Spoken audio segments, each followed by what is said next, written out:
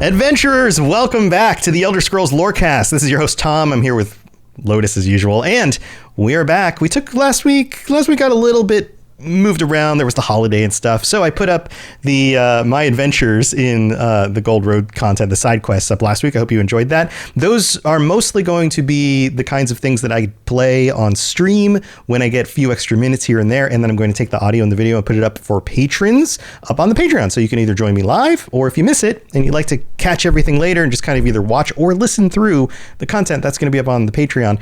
But we're back this week. We are still covering Daggerfall, the Elder Scrolls 2 Daggerfall. And yes, I have it up on the screen behind me. And yes, Major Domo in chat, it does kind of look like Doom, because definitely those are graphics from the mid 1990s. So yeah, very pixelated, very Doom look to it for sure. Absolutely. Yeah. And we've got more to talk about with Daggerfall, because we talked about the Dark Bros more recently. Dark Bros. But there are a bunch of other factions in this game. In fact, as we've discussed before, there are many factions that start out in Daggerfall for the first time and then kind of work their way through the rest of the series, including the Thieves Guild. We're talking about the Thieves Guild and how similar or different or weird and wacky or whatever. We're going to give you kind of an overview. Right. We kind of figured this might be a good little offshoot before we finish up the main story, just because in order to progress the main story, honestly, you sort of need to interact with these other groups. It's very hard to just streamline the story as much as I've been trying to in my playthrough. It kind of stagnates because things are level locked, where if you are not a certain level, people just won't talk to you. Or if you don't have a certain reputation level, it can cause problems. So interacting with these other guilds and factions and churches and all these things is sort of how you progress the main story. So I liked your idea of like, hey, maybe we should diverge from the main story now that we're kind of like a solid checkpoint. Yeah. Which is pretty much where I am. It's kind of how you play the game. You get to see exactly a certain distance into the main story, and then you're like, oh, I'm going to see all this other stuff too. Yeah, it sort of forces you into exploring the world a little bit.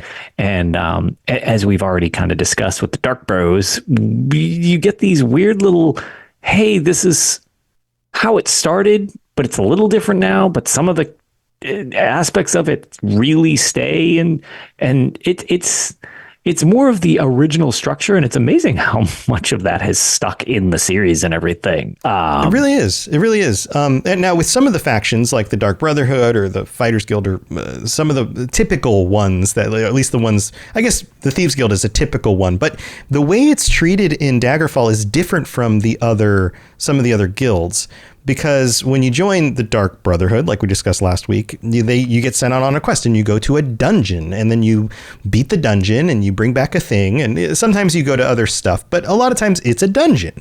It's a quest giver who says, go find a dungeon. You go find the dungeon, you do the thing, you come back. With the Thieves Guild, you're not really being sent off to dungeons, which is actually more similar to how some of the quests play out in the later games, because you aren't always sent to a dungeon, right? Like sometimes you're just sent to a big house and you have to do something in a big house, or you have to track somebody down while you're there, right, across like the overworld and things like that. And so the origins of this actually go back to the Thieves Guild, because all of these quests are just kind of, hey, go steal this thing from this location and bring it back. I mean, for the most part, it's a very different format than some of the others. And we'll go into those as, honestly, we'll probably cover like Fighters Guild and stuff like that, maybe in just like a bulk, as opposed to every group needs their own thing. That's not really necessary. And I feel like that would kind of over drag it out. But like, compared to some of the other things where it's like you said, here's a procedurally generated dungeon that we've got, go here, murder the thing, or collect the other piece of junk. Whereas these ones, it's a rudimentary system for sure with the thieving in this game and the backstabbing and stuff like that, but it is there. So it's kind of neat that they built this group designed around interacting with this stuff. Right. And then you do the quests, and then you go back and they just pay you a random amount of gold. That's kind of the predominant reward for finishing quests. It's just like, all right, we pay you, and it's a random amount. It's not like it increments up like, oh, we start with 10 gold and then you get to 50 gold and 100 gold. Nope. It's just random gold every time. Yeah, and that really kind of like that gives it a feel of this is not a like structured organization at all. It's just like, yeah, I don't know.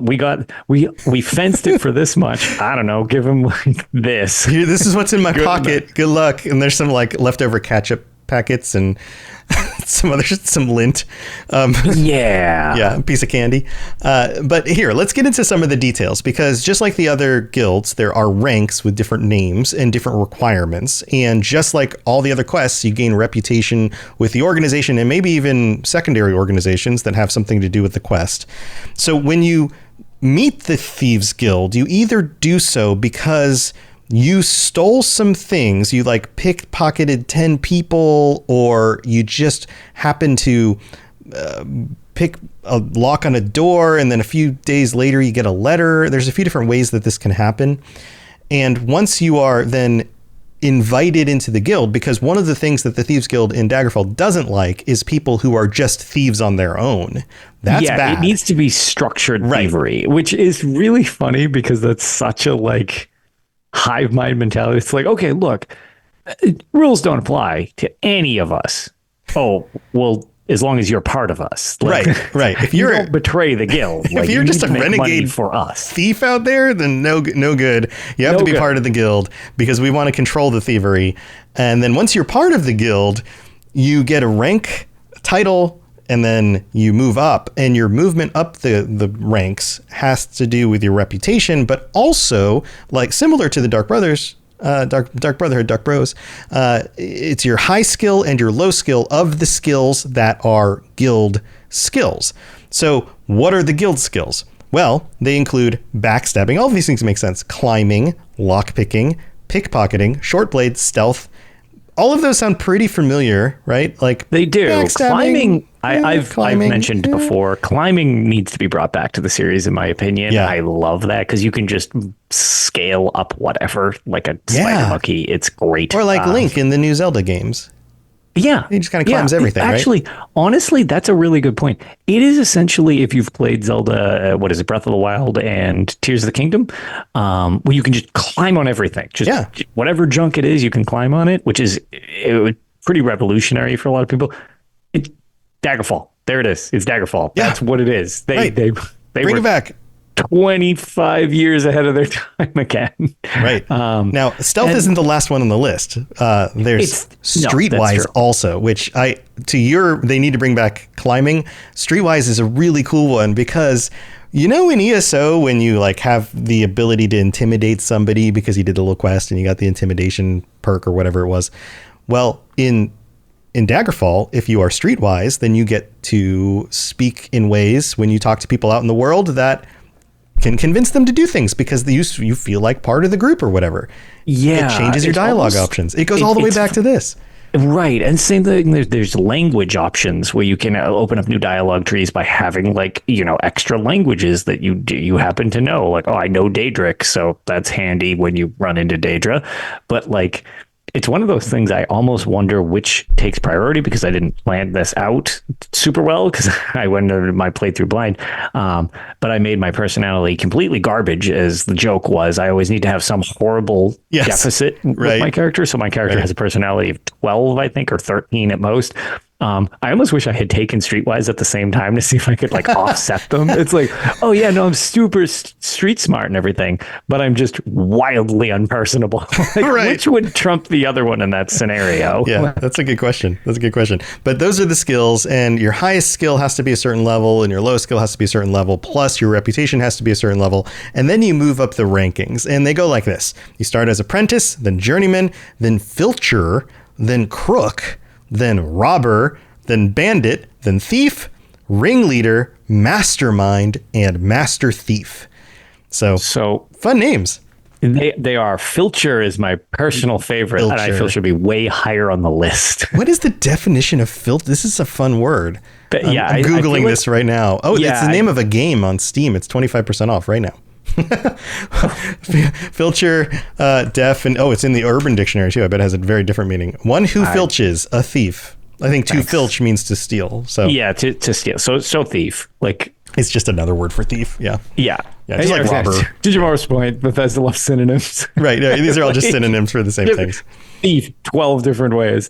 Mastermind's a pretty cool one too. Yeah. Yeah. That's a Mastermind, Master Thief. Those are of course. Really cool. No, it totally makes sense. I like Filcher. That's a good one. Yeah. So as you raise up the ranks, you get certain benefits, including when you first are accepted into the guild, you get a undiscovered dungeon shows up on your map, which is nice, because the map is gigantic. And so it's like, okay, there's a dungeon if you want to go find one. It's right over here. At rank 2, you can access the fence, which means you can sell magical items. I guess there's no designation for stolen items. It's just some places don't buy magical items. I guess that's the limitation there. That's not something I specifically remember. Yeah, so that's kind of weird. At rank 4, you get access to the Spy Master, which we'll talk about in a little bit. At rank 6 and 8, you get access to more dungeons that just show up on your map. Those are the big benefits. That's what you get for being part of the guild. Congratulations. Congratulations. But there's one more thing. Yeah, there's one more thing, though. Every time you go up rank, you get better and better at bribing judges. Yes, so that is super useful because there is I think we've discussed this on the show before. There is a straight up court system if you are arrested. Yeah. And it is quite the system where you can, accept your punishment. You go to jail. You can bribe your way out of it. Sometimes it's just a fine, whatever. And like being in jail, you degrade because you're just aging, you're not training, anything like that. So you get crappier while you're in jail. I actually got exiled because I tried to make my own court case. I forget, I might have been Wayrest. I was like, I'm totally not guilty of murdering that person that everyone saw me murder. And they were like, that's the worst offense ever. You're banished. Everybody saw you, dummy. Yeah. So it didn't go well at all. Yeah. But very interesting system. That one I'm not going to say that I necessarily want to see back, but it's certainly creative. Because back in the time of Daggerfall, they were really trying to create like basically a D&D simulation that can work on a computer. Yes, in a straight up like world to live in, because like they give you outlines on stuff to do, but you can just mess around. And it honestly behooves you to just mess around at Daggerfall. I think I'm making my challenge more extreme by being like, I'm going to focus on actually questing. And it's like, oh, you might want to just live and pick up quests as they naturally happen. But, I feel like that's still true even in Skyrim. That if you just try to mainline the quests, you miss out on a ton of stuff. Not only do you miss out on a ton of stuff, but you also don't level up and raise in rank fast enough to really keep up with the difficulty curve. Yeah, you could outrank it in a lot of ways. I find that you need to already have the experience of knowing what you're doing to streamline it, as opposed to your first playthrough being like, I'm just beelining the story. It's like, that's, unless you really drop the difficulty down, that seems like not a great method. Yeah, it becomes substantially more difficult about halfway through the main quest chain if you haven't been doing other stuff. And I feel like that's part of the spirit of these games, is that they create a compelling enough world that they expect that you're just going to be in the world and do stuff long enough to the point where you then go, oh, I had this quest I was on. Maybe I'll figure out what I was supposed to do with that. And by the time you return to it, you're on level or you're over leveled, and you can at least continue. And then it's like, okay, now this totally makes sense. Right. So there's some dialogue that people have about the Thieves Guild in the world when you come across people. I want to read out some of these because these are fun. So if you ask people to talk about the Thieves Guild, you get comments like this. The Thieves Guild is the official organization collection of burglars, prostitutes, and other thugs in the area. Their headquarters is always secret. Like such a matter of fact, like... Thank you for the textbook definition of what the Thieves Guild is. Cool. Thanks. Yeah. Or you get, even though freelance whoremasters, pickpockets, cat burglars, swindlers, and muggers exist, most professional criminals in Tamriel belong to the Thieves Guild. It is best for the collective whole, and the guild exerts a certain pressure to join. Again, it's like these like textbook answers, right? Like there's not a whole lot of personality in this. I also find it funny that just like, yeah, we're a bunch of bandits and thieves, and also a ring of pimps and prostitutes. Yep. And we're also highly organized for a bunch of people who hate being organized. Yes, it's like we are dangerously organized for being so unorganized. Right. We're the kinds of people who never wanted to do work in the day of their life, and yet work very hard to maintain organizational structure. Yeah, it's definitely a little weird. Yeah. So there's some other ones. In practically every borough, hamlet, and city-state in Tamriel, the professional criminals have bounded together for mutual protection. That's the Thieves Guild for you. I love that one. I was gonna say, oh darn, that Thieves Guild. Well, this is rapscallions. Yeah, those thievy guys over there. That's what they do. Yep. Don't be a rube. Join the Thieves Guild. Right. There's one more. Kind of old-timey speak. And it's not even like old-time, like, medieval speak. It's literally like 50s style. Right. It feels like you upset somebody's grandmother. And they were just like, what's a Thieves Guild for you? Would you like a cookie? Thieves Guild for you. All right, there's one more. The Thieves Guild is just like any other guild. It's just that their particular industry is crime. They offer special benefits to their members, bribe officials, and punish non-members, just like any other guild. Wait, what? Every guild? Wait, I get that. Okay, I get that other guilds offer special benefits to their members, but do they all bribe officials and punish non-members? I just feel like it's really funny how matter of fact these statements are. Oh, it's so good. Just like, yeah, I don't know. The Dark Brotherhood, yeah, they just murder people. What's the big deal? Right. What? Okay. If murder happens somewhere, it's probably the Dark Brotherhood. Where are you going this afternoon? What? Cool. Exactly. And it's like, yeah, no, it is kind of a union. It's just a union of thieves. Yep. Which is interesting because one thing I will say that is more in the older games, I guess mostly in this one, although backstabbing works pretty much the same. You just are crouched behind an enemy, and if they're unaware you exist and you hit them, you get like a backstab bonus. Yeah, it's like a backstab bonus using sneak. Right. For example, so like they Skyrim. do have their combat benefits for sure. But I've always joked that up until Skyrim, they were more of a thieves guild. Like, it's a guild of thieves and bandits, and the idea is not to just murder people. Obviously, that's frowned upon, stuff like that. They kind of imply that they might rough people up in this one, which is kind of interesting because when it comes to the Skyrim Thieves Guild, I always thought it was weird because I was like, you guys are sort of less of a thieves guild and more of a thugs guild, because your opening quests are like, okay, pickpocket this person, see if you get away with it. Yeah, that makes sense. Okay, so go into this guy's shop and shake him down and break all his stuff if he doesn't pay you. It's like, that's not thieving. I'm just a thug. What is happening? And it's funny, the threats of violence against non-members here. It's like, okay, I guess maybe the Thugs Guild is actually sort of an overarching theme with them a little bit. Yeah. They are a bit thuggish, and clearly that's in it from the beginning. It's just like the criminal guild more than just the thieves guild. It's just like, here's our organized criminal guild. ESO does the outlaws refuges, right, where it's a little bit of Dark Brotherhood, a little bit of, it's basically just where all people doing illegal crap go in the city. I feel like that actually fits the Thieves Guild a lot of times, right, more than the quote unquote Thieves Guild that I have as a thought process there. Yeah, ESO makes more sense for being outlaws. This feels like organized crime. This feels like you're now part of the Mafia or something. Right, you're the Mafia or the Triad or something. Right, like that, for sure. Yeah. So here, let's go over some of the quests, because some of these are fun. The very first quest you get is how you become a member of the Thieves Guild. It's called the Qualifying Examination, which sounds so academic for something totally not academic. And it basically breaks down to this. You either have to pickpocket 10 victims or pick 6 locked doors. Like I mentioned at the beginning, pickpocketing something or picking locks, you do that.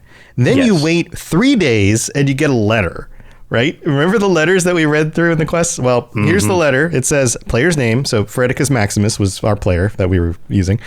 You are a thief. This is the first sentence. You are a thief. Do not try to deny it. You have been seen in the act. There is honor among thieves. Either join the guild or face the consequences. Steal, and then now you get your quest. Steal the clothing from, and it names specifically which article of clothing from residents. So where in First Town, which is like, okay, Yeah, just procedural generation galore. And I think First Town means like the first town that you entered in the game gets put in the memory. I think that's what it stands for. Right. Somebody can correct us if we're wrong, but I do believe it's your opening town. Yep. I think that is like the coding for your first town is where you are. Right. So this may have happened a lot further down the quest chain of the game, and now you got to go way back to the first town that you were in. And then it says, if you desire to join us, you have, and it gives you a time limit of a certain number of days. Time limits are definitely a thing throughout Daggerfall. If we hadn't made that clear, most things have some type of, people do not just wait around for your convenience in Daggerfall at all. Right. So hopefully you're not super far away. Hopefully you're able to get there. You sneak into the residence. You steal the article of clothing, which I guess can be any piece of clothing. It could be somebody's Pantaloons. shoes. It could be their pants. Right. Like steal this person's pants. All right. You're a pant thief. You don't take anything else while you're there. You're a pant thief. Pant thief. You take it and then you bring it back and you turn it in. And there you go. And if you do it in enough time, then you are now an official member of the guild. Congratulations. That was your test. It's pretty solid. I mean, that seems like a good way to determine if somebody should join your Thieves Guild, right? One thing that is funny, because I actually am not in the Thieves Guild. I've not been contacted by the Thieves Guild. I don't think the Thieves Guild knows I exist really in Daggerfall. Because one feature that is in the new games and it's basically been phased out for quite some time. And I, again, much like climbing, really wish they would bring it back as an option. Whereas lockpicking in this game is a thing that you can clearly do. It's the thing that's pretty known in Fallout and Elder Scrolls and Starfield. Another staple of the series, yeah. Yeah. Third version is you can smash locks in these games. You could do it in Arena as well. If you just blunt force your way through things, you can just knock the doors down. You can like, oh, this chest is awfully locked. I don't like that. And you can just wail on it. Yeah. And it does damage, and eventually you can break the lock if you like. Again, it's all percentage rolling and stuff like that with a D&D system. But like, I've actually broken weapons trying to break down doors because I'm just like, crap, I have no skill with lockpicking. So I was like, well, this is a viable alternative, is to just basically barge into things. And I love that because it makes you choose stealth. Or choose like the loud option, right, where it's like being stealthy in a situation has that much more weight, because in the new games you can't break down doors. You have to pick the lock if you're going to get in or find the key. Being able to break them in is just like a cool other element that I wish the series would kind of bring back, where it's like, absolutely, yeah, you're going in loud. Can you imagine if in Elder Scrolls 6 there's even physics around the doors? So like you kick the door enough part of it, and like you break the wood and it goes flying into the room and then like smacks somebody and they're like, hey, and then they come running at you, open up the door and start hitting you in the head. Yeah, like in the sense of I don't assume we'll have shouts. We'll probably have our spirit swords or whatever. Sword singing, yeah.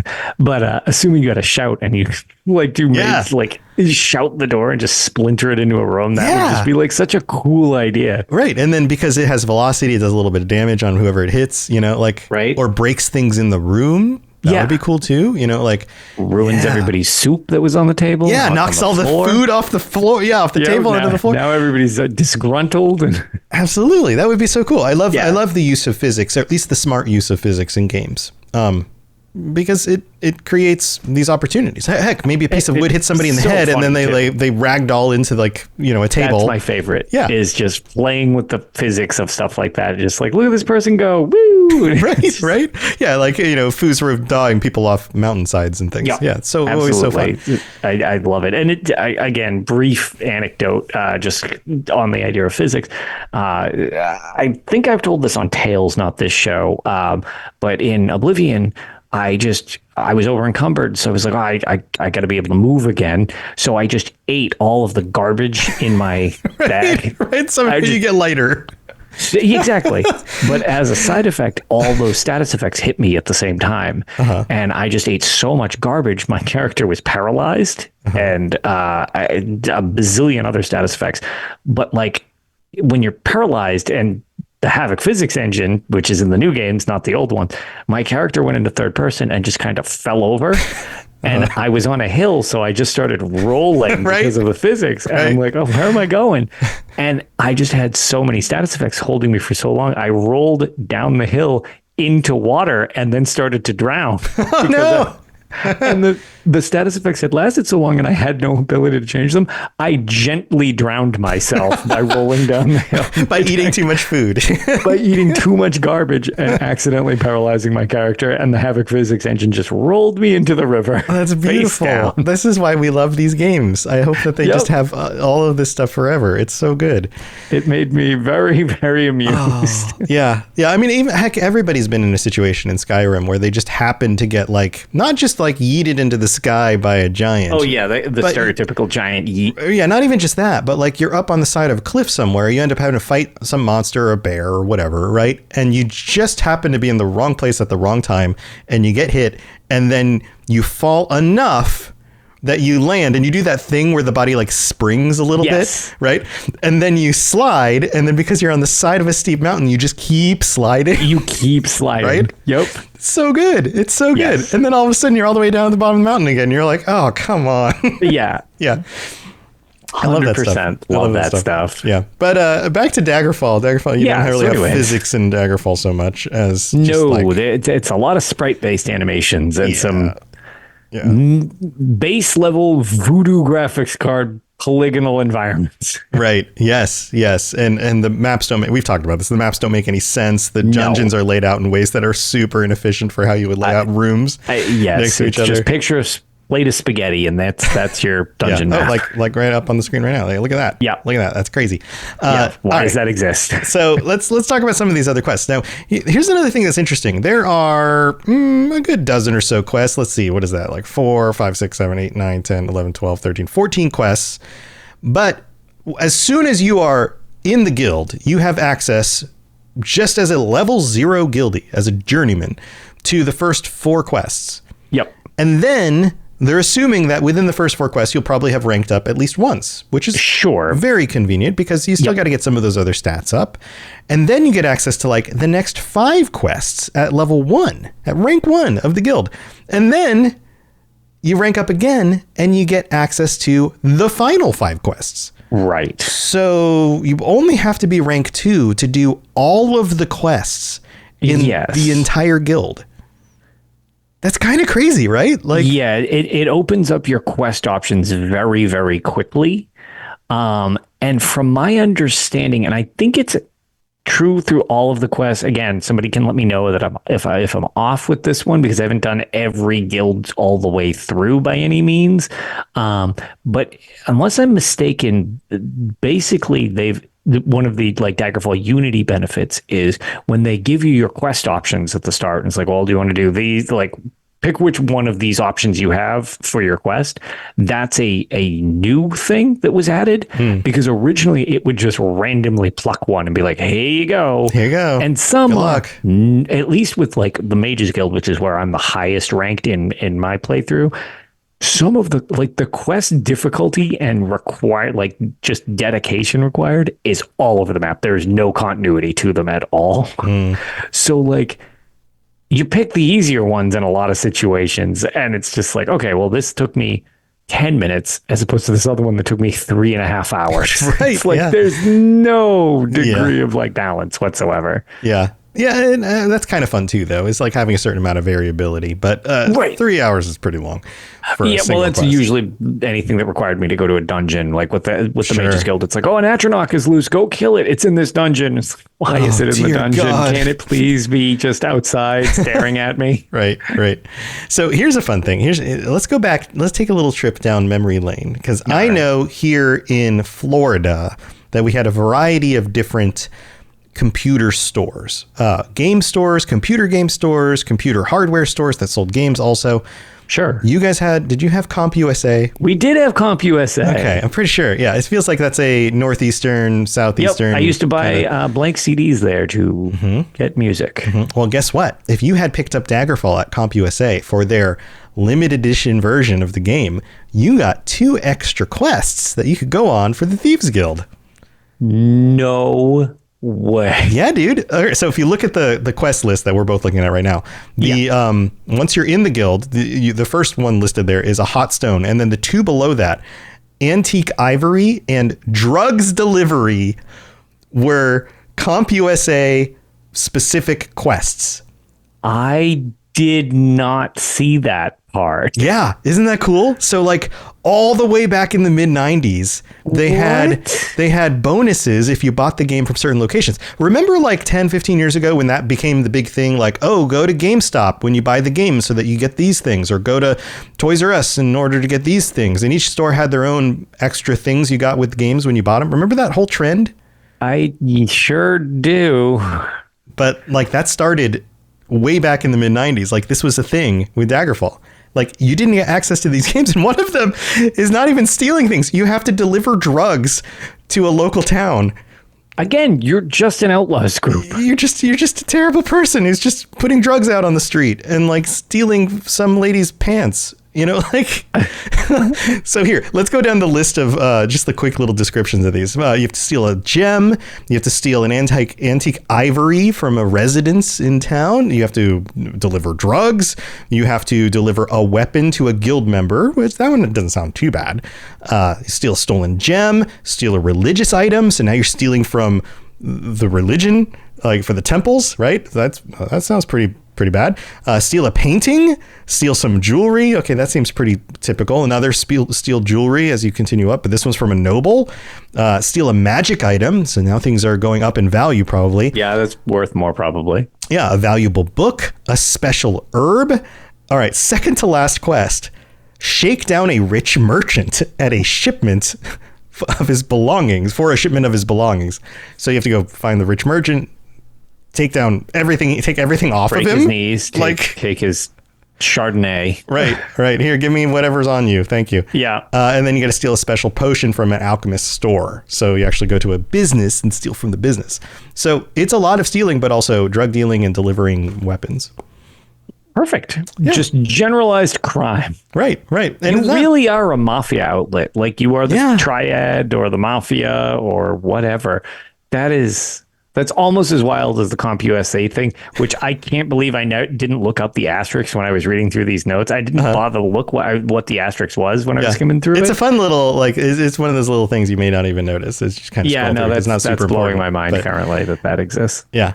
So some cool stuff. But you know what? We're going to take a quick break. We got to go thank our patrons. And don't worry, we'll be back real quick because we have a little bit more to talk about with all the different ranks that you can get. Not just like the ranks you get, but like the different members of the guild who have different roles in the guild. I should have said it that way. But here, don't go anywhere. We'll be right back. This is Miss Morak, Dragonborn, and you are educating yourself to the Elder Scrolls Lorecast.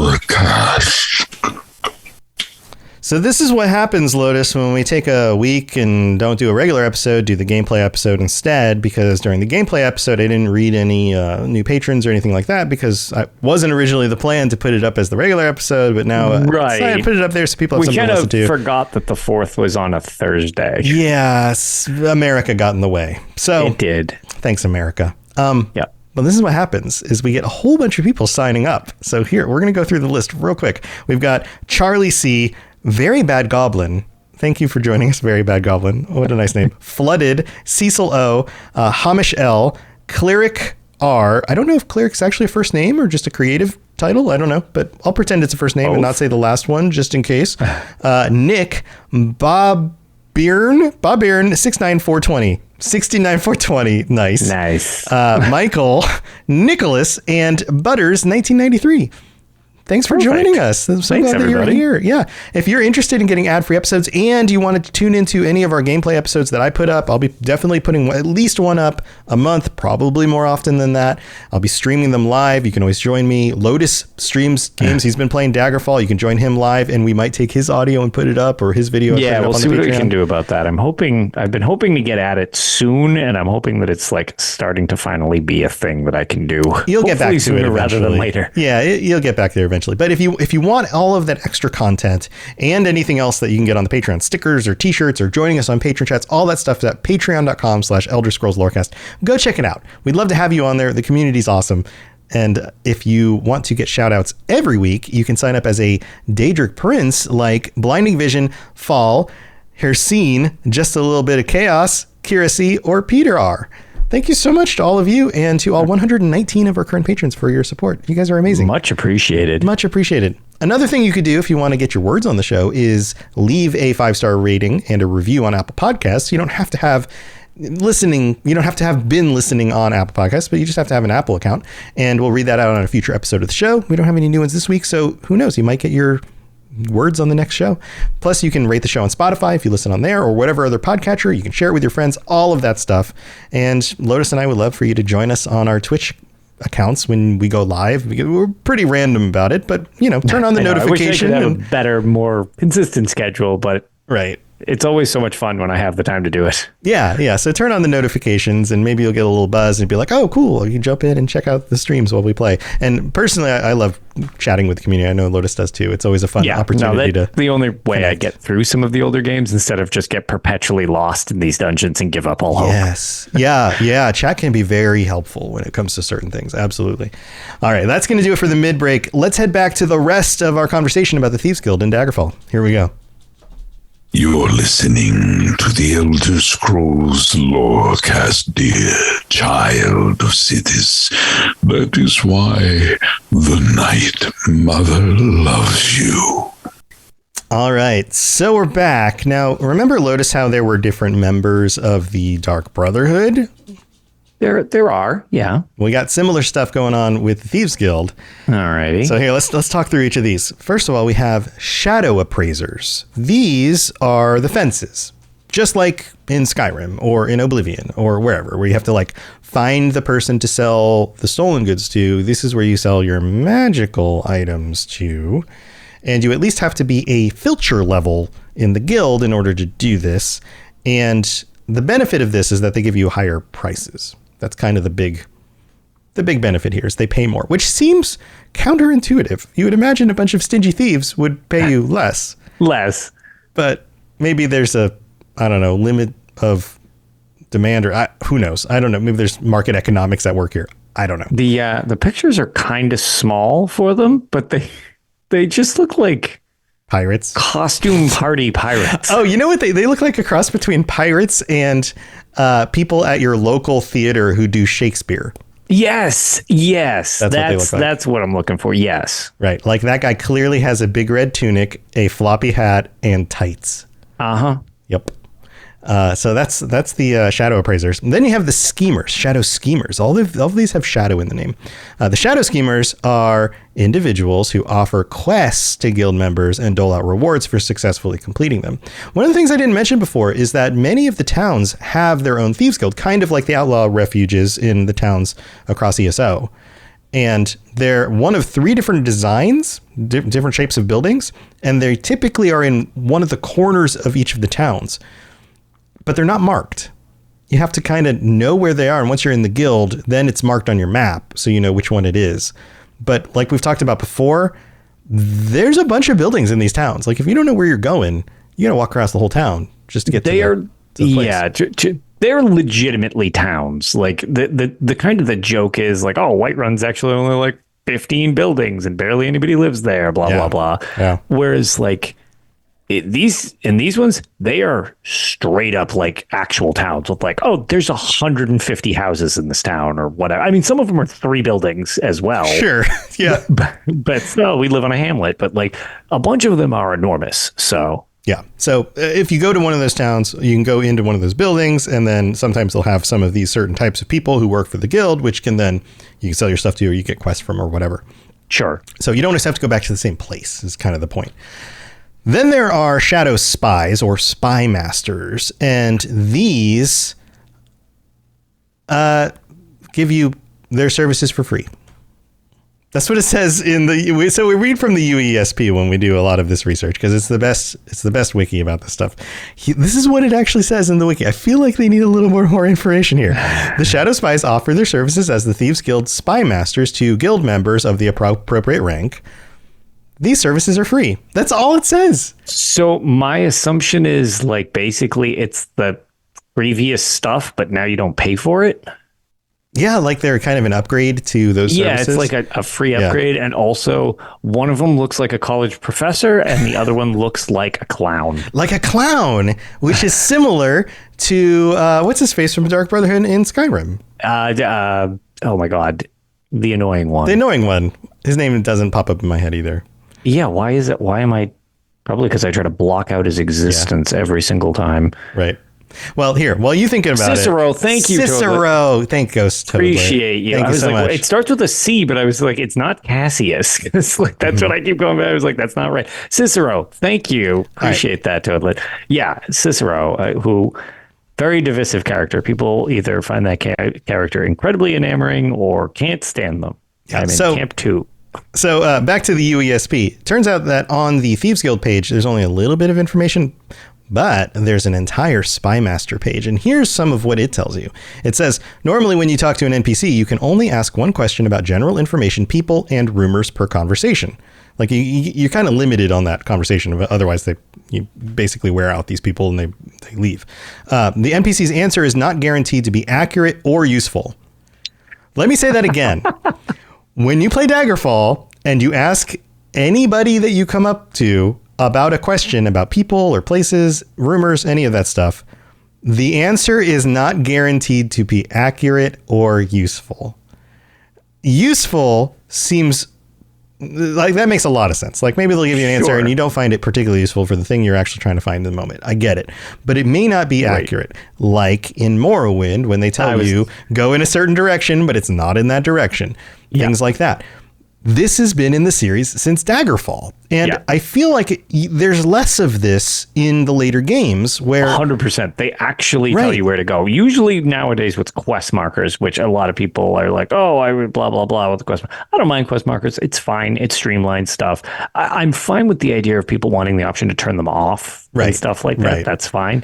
But yeah, originally when it was designed about find your way through these things, it's literally just like, yep, I don't know. I'm just a townsperson. Maybe I don't know. I'll just give you my best. Which is People accurate. lie to you in real life all the time. Right. Whether they mean to or like, well, I mean, I guess if you're lying, you're trying to intentionally do it. But they might just not know, so they're just doing their best. And it's like, well, I think it's to the left. And it's like, no, it's to the right. No, you were wrong. You misremembered. But that's normal. Like we miss up our memories. We don't really care. We're busy. Oh yeah, I think it's down the street to the left. Okay, just go about a mile. It was 3 miles and it was to the right and then a left and then another right. But like whatever. Why? Yeah. It's always peculiar that eyewitness testimony is so heavily weighted when it's actually like one of the least reliable methods of it is providing evidence. Scientifically proven that our memories are terrible and are very unreliable. But here's the thing that I find so interesting about this, not just in directions to go places, but information about the world or the nature of the situations or history or anything like that.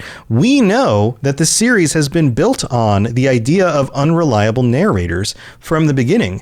And even in the lore of Skyrim or ESO, the version of the events that we're getting from any NPC, even the things we're seeing with our own eyes, can be interpreted in multiple ways.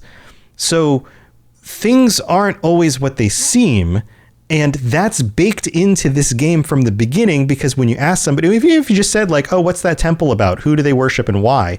They might give you false information about like the nature of the gods or whatever, because they don't really know. They don't know. Right. It's something that I thought was really cool to try and navigate around some of these cities. It happened. I used it a lot, much more frequently in the Elder Scrolls 1 Arena. I would ask people, where is this place? I mean, you'd still try to do it in Daggerfall, but it's like, where is this place? And people will either give you weird directions or they'll kind of be like, I have no idea.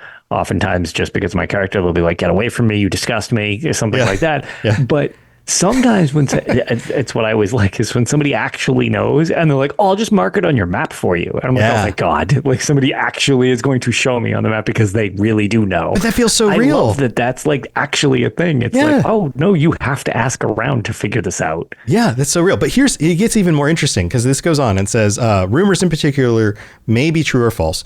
But raising your personality, etiquette, and streetwise skill may help somewhat when speaking to NPCs. You might get more actual, like, real answers. But it goes on. By contrast, the spy master will always give a useful answer. Not necessarily true, but at least useful. Any rumors he tells you will always be true. So specifically for rumors, the rumors are always true. You can ask multiple questions during a single conversation. His answers are also independent of your dialogue-related abilities. So there really is benefit. I joke at the beginning about like, oh, his services are free, whatever those are. But in actuality, this is one of the most valuable things you can get in the game is real useful information and true rumors from somebody. Objective truth in a game designed around having no objective truth. Right. But at least it's just it may not be like the objective truth about, say, like Akatosh, but it's the objective truth about like. You wouldn't be allowed to ask something like that, right. like in game. Like it's legitimate, actual, like definitive objective truth within the confines of the Elder Scrolls 2 Daggerfall. Like it's from a gameplay perspective, but it's just, they so rarely ever give concrete, this is a thing. And it's, to your point, in the grand scheme of things, it's like, where'd the Daedra come from? Okay, he's just going to pop and explode, and that's the end of him. Like, and answer you. But it's just funny because even from a gameplay perspective, a lot of times the game just doesn't give you like, well, this happened, then this happened. And it's just like, objectively, that is exactly how it played out. It's kind of neat that this one gameplay mechanic is like, nope, this dude's just giving you something useful and he's going to answer this thing true. It's like, huh. Yeah. Yeah. So like if you're on a quest and you're like, oh, I got to find this old lady's pants I got to steal. You can talk to the spy master and be like, hey, you happen to know where that old lady washes her pants and leaves them to dry? Well, here's the rumor. It's over behind the barn. And you're like, cool. And then it's actually behind the barn. Good to me. Right. That's so useful. So that's those are the spy masters. And then there are the shadow trainers. And of course, these are the ones who help you train your stats. And they train all the guild stats and a few extra. So you've got backstabbing, blunt weapons, climbing, dodging, jumping, lockpicking, pickpocketing, short blades, stealth, streetwise, and swimming. So this includes a little bit of that other stuff, but then other things that like swimming will help you get away if you're trying to get away from somebody. Escape. Right. Or stealth. Baton for clubbing people. Right. Blunt weapons for like knocking people out. Blackjack somebody in the back of the head. Yeah. Yeah. So these are the people you can go to, work on those stats, which again is another one of those things that you find in the later games where you can just meet somebody and they're like a professional at something and you can be like, okay, cool, train me up in that thing that you know a lot about. So there you go. That's most of the Thieves Guild. Anything else you want to add before we? No, I think that's a pretty all encompassing thing of the Thieves Guild. They again, it's neat because it's very much, I feel like this Thieves Guild aligns more with what you see with the Outlaw Refuge, and granted Thieves Guild as well, the Thieves Guild questline from Elder Scrolls Online more than some of the other games. Like, I mean, it does tie into ones like Skyrim. They all have overarching themes, but this really just seems like a miniature crime syndicate, and that's what it is. And it's just like, thievery is where we make our money. The rest of the stuff is shaking people down and clubbing people and, doing all this other pants stealing for some reason. It's a high market on pants. Like, but it's interesting to have their own form of mafia, essentially. Mm-hmm. But it's the one distinguishing feature that I find interesting between them and the Dark Brotherhood is always the Dark Brotherhood seemed like a bunch of sort of psychopath just in one area to maximize how much chaos they can cause. And it it always backfires in the end because they're all because they're all terrible psychopaths. And it's like, well, you don't kill any other members. Okay, well, you need to literally purge your own sanctuary. You always end up killing the other members. Everybody's killing everybody all the time, and you're blood-crazed lunatics. Right. They just seem unhinged, whereas this group seems like, look, we're not overtly trying to kill people. We just don't care about the rules to maximize our stuff. They're just very, very just like, okay, we're just, exactly. We're lawless. Yeah. So I find it funny because they always struck me as the more logical solution when you're going for the crime thing. Because it's like, well, yeah, I mean, Worst case scenario, you have something like Mercer Frey, where it's like he kind of goes AWOL and does some sketchy stuff, and the guild turns against him, and it takes a while to find out. And that, they try to outsmart each other sometimes, but it's not just turning every scenario into a bloodbath like it does Dark Brotherhood or something. Or if you're the kind of person who really just likes your swoopy hair and black That's lipstick. true. Like, yes, I'm trying to do it. My hair doesn't do it. It's not long enough. only listen to Skinny Puppy. Yeah, you love that Skinny Puppy from the 90s. Wow. You like my Skinny Puppy? Wow. That's even more obscure than I was thinking like 9 Inch Nails or something like. Nope, Skinny Puppy. And you got swoopy hair and you got your black lipstick, which I'm not making fun of people who like that style. I think that's cool. But like, clearly, if that's your style, you want to join the Dark Brotherhood, don't join the Thieves Guild. If instead you're all about, collecting that protection money, join the Thieves Guild. Yep. They're the one for you. Oh, here, one last little thing before we go. Did you know there are I was talked about before, there are 3 different styles of buildings that you could find for guild halls. The very first building style on the list on the UESP is kind of an L-shaped building. That one is particular in that it always has 2 pigs fenced out in the front court, and the building opposite the front door is always an indoor witch coven. Okay, sure. Weird, right? That's weird. Other than that being very specific. In every town that you see this shape of building, those other things are present. That's incredibly specific and peculiar. Super weird, right? On that note, because you mentioned that there are always 2 pigs out front, one of the best parts about Daggerfall is you can pet the animals and they make fun sounds. Oh, yeah, we need that. Yeah. We need more of that in the games too. They've been adding it to ESO. It's another very, very deep callback because you can pet the piggies, they oink, pet the dogs, pet the cats, pet the camels, all that stuff, cows. A while back, I installed mods for Skyrim VR that allowed me to pick up people and creatures and animals. Yes. And you could pick up the cats and stuff too, but I also had another mod that was installed that for some reason made the cats weigh a ton. So you can find the video online still where I go, oh, look, it's a cat. And I go to pick it up and I can lift my hand straight up because I'm in VR, but my character on the screen is like, it's like struggling to just pick up a cat. It's so good. That's and I'm like, oh, okay. And the cat's just like looking at me like, what are you doing? I'm just as dense as a planet. Right. This cat weighs as much as like a car. This is amazing. I'm the Dovahkiin and I can't pick up a cat. Nope. It's so weird. But anyway, that's going to do it for this episode. Thank you, everybody, for hanging out. We'll be back next week. We'll probably go over like a bunch of the other groups. Yeah, I think we might be able to do the rest of the side guilds. And everybody knows what the Fighters Guild does and what the Mages Guild. They're not super I think we can do a quicker overview of some of the others. Yeah. There's a temple. There's a temple group. That's kind of cool. Temples. The Mages Guild are douchebags. Normal stuff. We'll be back with more stuff next week. Thanks for tuning in, everyone. Lotus, I know you've got other stuff you want to share.